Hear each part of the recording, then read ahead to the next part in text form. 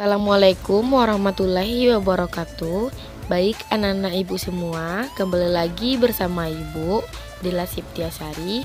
Nah, sekarang kita masuk kepada materi, yaitu tentang masuknya agama Hindu Buddha ke Indonesia.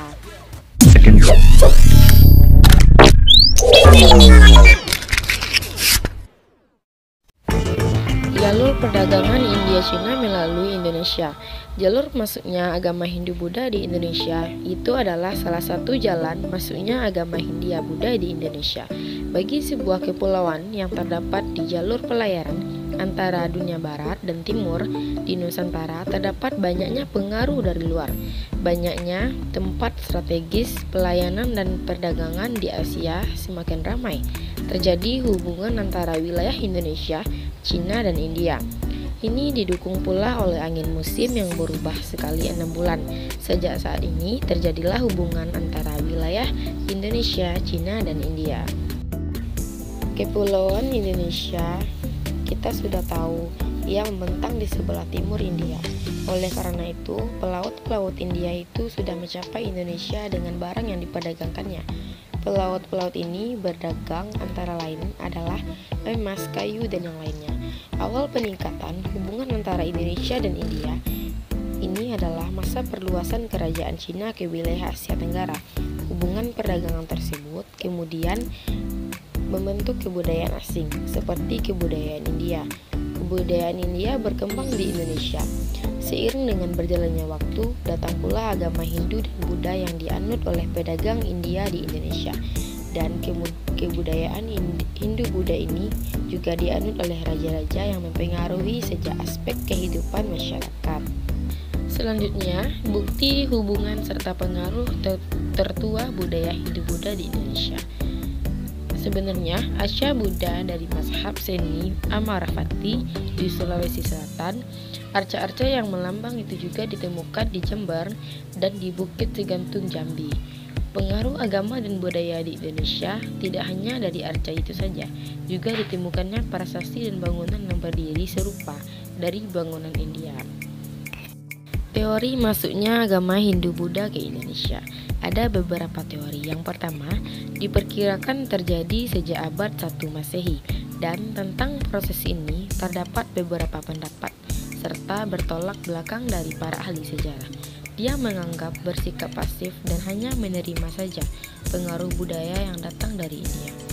Menurut para ahli sejarah yang mendukung ini, pengaruh budaya India yang masuk ke Indonesia melalui kolonisasi baik serta secara langsung maupun tidak langsung yang datang dari India. Ananda, sekarang kita masuk kepada tugas yang pertama, yaitu ceritakan menurut Ananda tentang jalur perdagangan India-Cina melalui Indonesia. Dan yang kedua, pada abad keberapa teori masuknya agama Hindu-Buddha ke Indonesia. Selanjutnya, teori masuknya agama Hindu. Yang pertama, teori Brahmana. Teori ini dikemukakan oleh J.C. Van Lor. Brahmana India datang ke Indonesia atas undangan para kepala suku setempat. Kaum Brahmana ialah yang menyebarluaskan ajaran agama dan budaya Hindu. Budaya yang mereka perkenalkan adalah budaya golongan Brahmana, karena kita tahu bahwa Hindu itu terbagi atas kasta-kasta. Selanjutnya, teori Ksatria. Teori ini dikemukakan oleh F.D.K. Bose. Raja-raja di India menyerang dan mengalahkan suku-suku yang ada di Indonesia. Dalam perkembangan teori ini kemudian menyebarluaskan ajaran agama Hindu-Buddha di Indonesia. Yang ketiga, yaitu teori Vaishya. Teori ini dikemukakan oleh N.G. Krom. Pengaruh Hindu-Buddha dan diperluaskan oleh pedagang karena yang berasal dari India kemudian singgah di Indonesia. Selain itu, pedagang itu berbaur dengan penduduk setempat. Selanjutnya, teori masuknya agama Buddha ke Indonesia. Pada teori ini, agama Buddha tidak mengenal sistem kasta, dan agama Buddha masuk ke Indonesia lalu disebarluaskan oleh para biksu Buddha melalui perdagangan, dan terbentuklah komunitas agama Buddha di daerah-daerah. Terus tumbuh seni agama Buddha di Indonesia, dan para biksu tersebut diwajibkan untuk menyebarluaskan ajaran agamanya. Seperti itulah tentang teori masuknya agama Buddha ke Indonesia, yaitu melalui jalur perdagangan. Selanjutnya, tugas yang kedua yaitu teori masuknya agama Hindu. Terdapat 3 teori. Coba Ananda jelaskan. Dan yang kedua, jelaskan tentang teori masuknya agama Buddha ke Indonesia. Kerajaan-kerajaan Hindu-Buddha di Indonesia. Indonesia mulai berkembang pada zaman Hindu-Buddha berkat hubungan dagang dengan negara-negara tetangga. Agama Hindu-Buddha masuk ke Indonesia pada awal 1 Masehi, sedangkan agama Buddha masuk pada awal 5 Masehi. Kali ini kita akan membahas kerajaan yang bercorak Hindu-Buddha di Indonesia.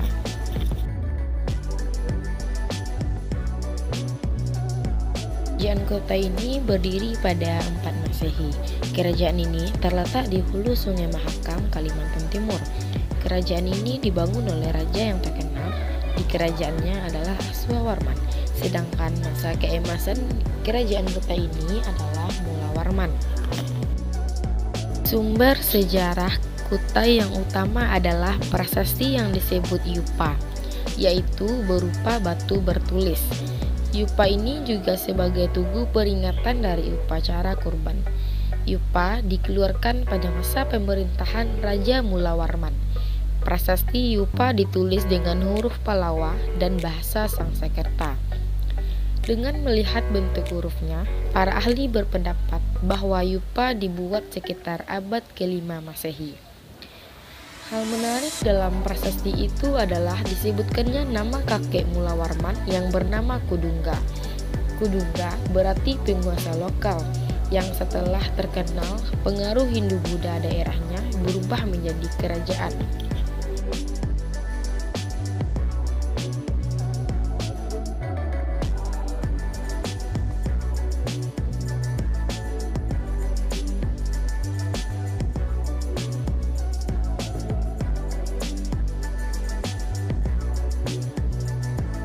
Yang kedua yaitu Kerajaan Tarumanegara.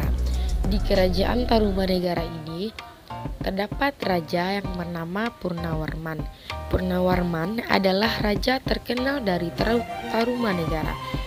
Perlu kamu ketahui bahwa setelah Kerajaan Kutai berkembang di Kalimantan Timur, di Jawa bagian barat mulai muncul Kerajaan Tarumanegara. Kerajaan ini terletak tidak jauh dari pantai utara Jawa bagian barat. Berdasarkan prasasti-prasasti yang ditemukannya, terletak pusat Kerajaan Tarumanegara diperkirakan berada di antara Sungai Citarum dan Cisades. Kalau mengingat namanya, Tarumanegara, dan kata Taruma mungkin berkaitan dengan kata Tarum, yang artinya nila. Kata Tarum dipakai sebagaimana sebuah sungai di Jawa Barat, yakni Sungai Citarum. Mungkin juga terletak Tarumanegara dekat dengan aliran Sungai Citarum. Kemudian, berdasarkan prasasti Tugu Purbacaraka memperkirakan pusat kerajaan Tarumanegara ada di daerah Bekasi. Sumber sejarah Tarumanegara yang utama adalah beberapa prasasti yang telah ditemukan. Berkaitan dengan perkembangan kerajaan Tarumanegara, telah ditemukan 7 buah prasasti itu berhuruf Palawa dan berbahasa Sangsekerta. Prasasti itu yang pertama, prasasti Tugu, dan yang kedua, prasasti Citariun, yang ketiga, prasasti Kebun Kopi, dan yang keempat, prasasti Muara Cianten, dan yang kelima, prasasti Jambu, dan yang keenam, prasasti Cidaheng, yang ketujuh, prasasti Pasirawi. Itulah 7 prasasti yang berada di Kerajaan Tarumanegara.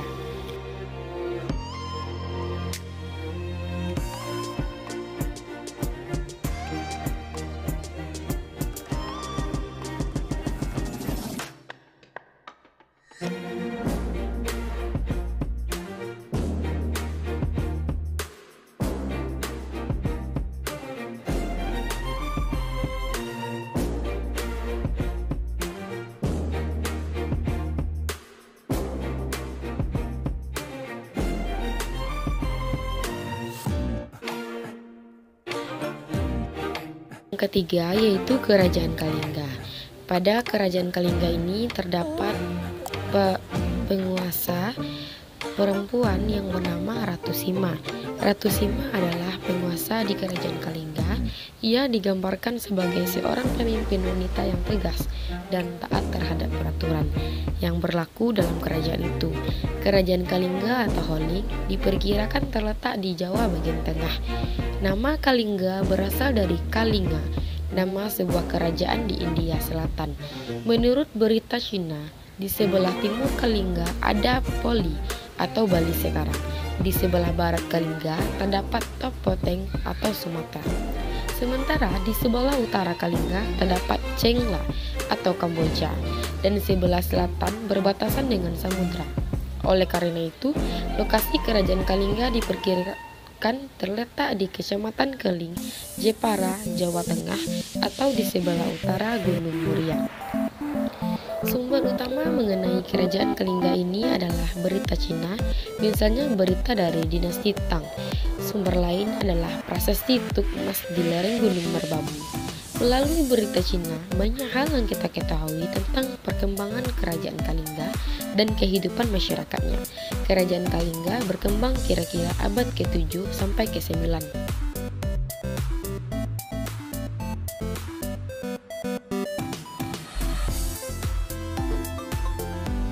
Baik Ananda semua, sekarang kita lanjut tugas yang ketiga. Yang pertama, sebutkan nama raja pertama Kutai. Dan yang kedua, sebutkan 7 prasasti pada kerajaan Tarumanagara. Dan yang terakhir, siapa nama raja Kalingga. Ananda semua, mungkin sampai di sini pembelajaran kita hari ini. Terima kasih atas segala perhatian dan waktu Ananda selama ini. Terima kasih juga telah menerima Ibu sebagai guru PPL, dan mungkin ini terakhir kalinya Ibu mengajar di kelas ini.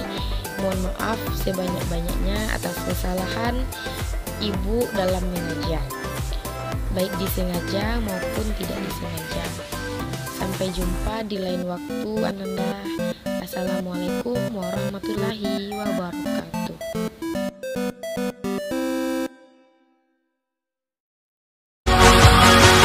Got me falling